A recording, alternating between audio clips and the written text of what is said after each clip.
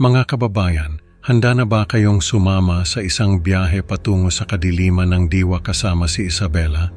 Sa bawat pahina ng kanyang journal, isang nakakakilabot na misteryo ang unti-unting nabubunyag na magdadala sa atin sa gilid ng ating mga upuan.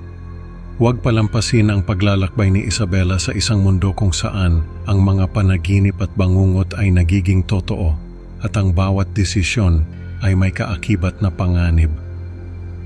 Sumama kayo at alamin natin kung ano ang naghihintay sa kanya sa kabilang dako ng kanyang mga mata, ang mundo na maaaring hindi na niya matakasan. Sa isang sulok ng tahimik na kwarto sa Quezon City, na puno ng mga lumang libro at antigo, si Isabela ay nakaupo sa kanyang luma ngunit maalwang kama.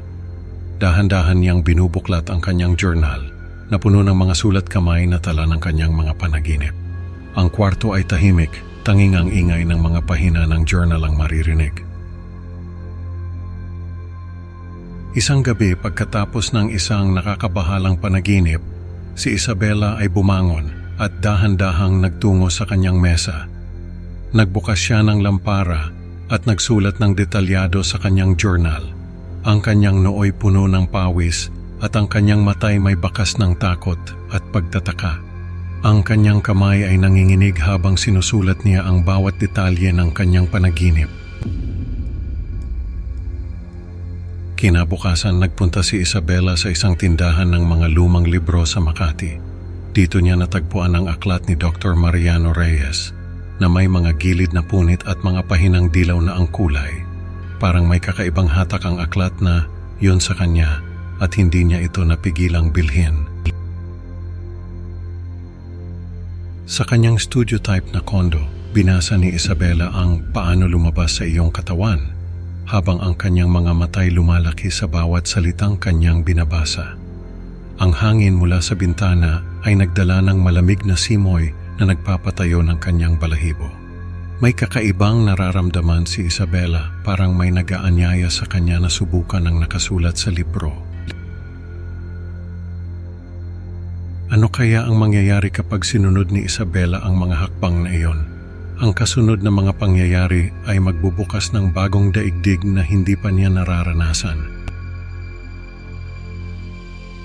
Sa kanyang kwarto, inayos ni Isabela ang kanyang higaan ayon sa instruksyon ng libro at humiga na nakatihaya. Ang kanyang mga kamay ay nakapatong sa kanyang tiyan. Nakatitig siya sa kisame habang hinihintay ang sleep paralysis. Ang kanyang puso ay kumakabog sa kaba at pananabik. Sa estado ng sleep paralysis, si Isabela ay nakaramdam ng kakaibang bigat sa kanyang dibdib. Sa isang desperadong pagtatangka, sinubukan niyang igalaw ang kanyang mga daliri na tila may mabigat na tanikalang nakapulupot dito. Pawis na pawis siya at ang kanyang paghinga ay mabigat. Matapos ang ilang ulit na pagtatangka, si Isabela ay nakaramdam ng isang kakaibang sensasyon. Ang pakiramdam na siya ay lumulutang. Ngunit bigla siyang nagising sa tunog ng kanyang alarm clock na nagdulot sa kanya ng pagkadismaya at pagkagulat. Parang may kulang, parang may dapat pa siyang marating. Sa isang cafe sa Cubao, ibinahagi ni Isabela ang kanyang karanasan kay Rafael. Ang mga mata ni Rafael ay puno ng pagtataka at interes habang siya ay nakikinig. Sumasang-ayon siyang subukan din ang pamamaraan. Ang kanilang usapan ay puno ng excitement at kaunting takot sa hindi alam. Ngunit hindi nila alam na ang kanilang pagsubok ay magbubukas ng pinto sa isang mundo na hindi nila inaasahan. Ano kaya ang naghihintay sa kanila sa kabilang dako ng kanilang mga diwa? Ang susunod na hakbang ay magdadala sa kanila sa isang di kilalang teritoryo na puno ng misteryo at panganib. Sa kanilang susunod na pagtatangka sa bahay ni Rafael sa Pasig, pareho silang humiga sa sahig na may mga banig, ang mga kamay ay nakapatong sa dibdib at ang mga mata ay nakapikit na puno ng determinasyon. Ang katahimikan ng kwarto ay binasag lamang ng kanilang mababaw na paghinga na tila nagpapahiwatig ng papalapit na paglalakbay sa isang lugar na hindi pa nila lubusang nauunawaan. Si Rafael ay unang nakaranas ng paglabas sa kanyang katawan at siya ay naglakbay sa isang madilim at tahimik na bersyon ng Intramuros, kung saan ang mga puno ay hindi gumagalaw at ang paligid ay tila nasa isang lumang litrato. Parang frozen in time, bulong ni Rafael sa kanyang sarili habang dahan-dahang lumulutang sa kahabaan ng mga kalye na dati-rati puno ng sigla at ingay. Hindi nagtagal, si Isabela ay sumunod kay Rafael at magkasama nilang pinagmasdan ang mga lumang gusali na hindi nila maaring pasukin at ang mga ilaw sa poste na hindi nagbabago ng liwanag na tila ba sila ay nasa loob ng isang painting na walang kulay. Ang weird, no? Parang eksena sa pelikula, sabi ni Isabela na may halong pagtataka at takot sa kanyang tinig. Sa kanilang paglalakad, sila ay dumaan sa San Agustin Church, ngunit sa kanilang pagtangka na buksan ang pinto, ito ay nanatiling sarado at hindi gumagalaw, na nagbigay sa kanila ng pakiramdam ng pagiging dayuhan sa sariling bayan. Bakit kaya hindi natin mabuksan? Tanong ni Isabela na ang kanyang noo ay kunot na kunot sa pagtataka. Sa isang gabi ng kanilang paglalakbay, si Rafael ay naakit sa isang anino na tila kumakaway sa kanya mula sa isang madilim na eskinita malapit sa Fort Santiago at siya ay dahan-dahang lumapit dito. Teka, may nakikita ka ba? Tanong niya kay Isabela na ang boses ay halo ng kuryosidad at pangamba.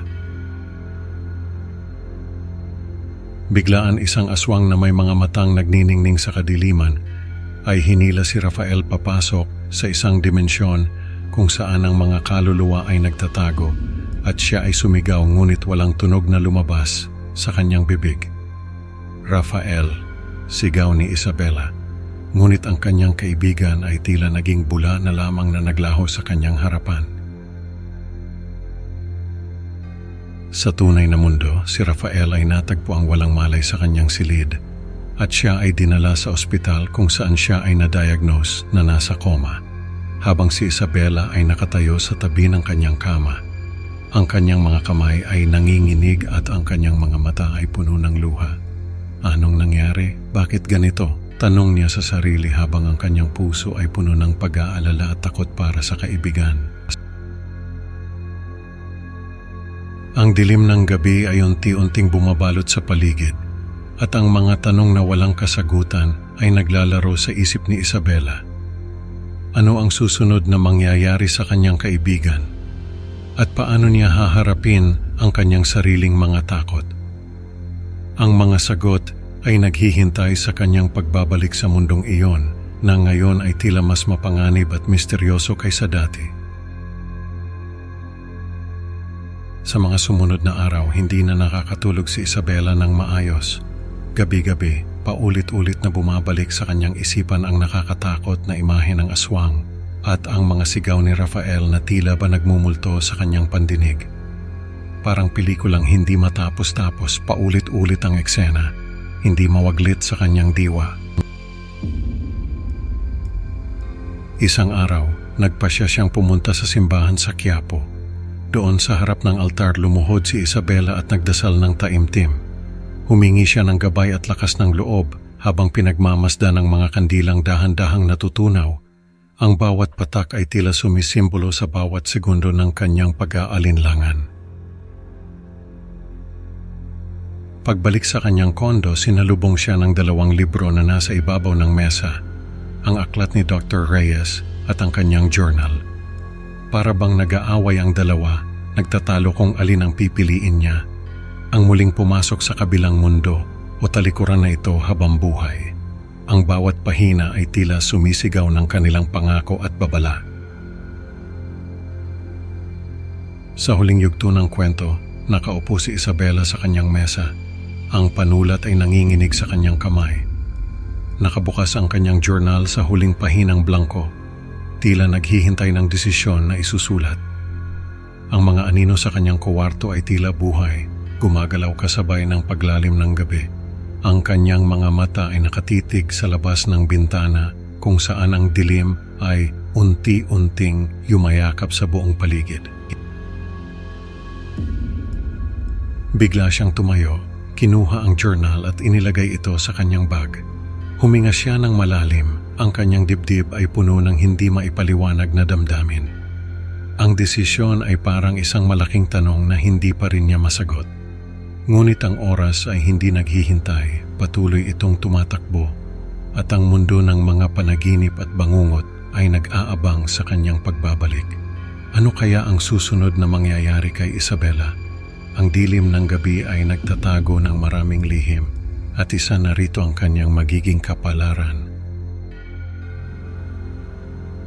Sa huli natutunan ni Isabela na ang paglalaro sa mga pinto ng ibang dimensyon ay may malalim na kapalit. Salamat sa pakikinig, mga ka-Creepy Pinoy. Huwag kalimutang mag-like at mag-subscribe para sa mas marami pang nakakakilabot na kwento.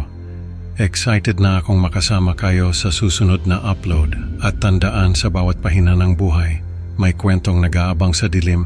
Mag-ingat ka, baka ikaw na ang susunod na mabasa. Goodbye at magkita-kita tayo sa susunod na takot na magpapabilis ng tibok ng inyong puso.